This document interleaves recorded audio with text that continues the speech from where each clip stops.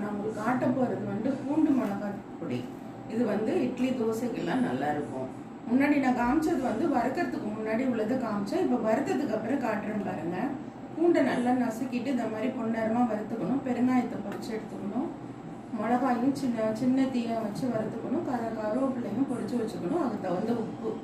அதுக்கப்புறம் உங்களுக்கு நுணுக்குனதுக்கு அப்புறமா மிக்சியில் போட்டு இது பண்ணதுக்கு அப்புறமா நான் காட்டுறேன் உங்களுக்கு. மிளகாவை வந்து காம்பை கட் பண்ணி எடுத்துட்டு முதல்ல மிளகா,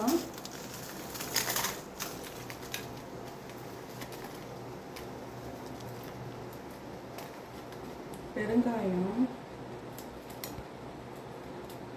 இப்போ வந்து உப்பு இதை போட்டு முதல்ல நல்லா முக்கால் திட்டத்துக்கு நுணுக்கிக்கிட்டு அப்புறமா பூண்டும் கருவேப்பிலையும் போட்டு நம்ம நுணுக்கணும். இப்போ பாருங்கள், இந்த திட்டத்துக்கு நல்லா மிளகாயும் உப்பு பெருங்காயம் போட்டு நுணுக்கிக்கிட்டு அதுக்கப்புறம் நம்ம வறுத்து வச்சுருந்த பூண்டு,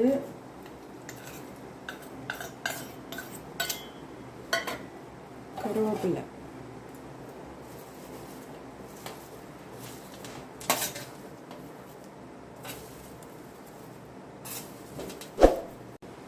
நுணுக்கி வச்சு பாருங்கள். இதை அப்படியே எடுத்து வச்சுக்கிட்டிங்கன்னா 1 மாதம் 2 மாதம் இட்லி தோசைக்கு எல்லாத்துக்கும் வச்சுக்கலாம். இதை செஞ்சு பார்த்துட்டு நீங்கள் எனக்கு கமெண்ட் பண்ணுங்கள், சப்ஸ்கிரைப் பண்ணுங்கள்.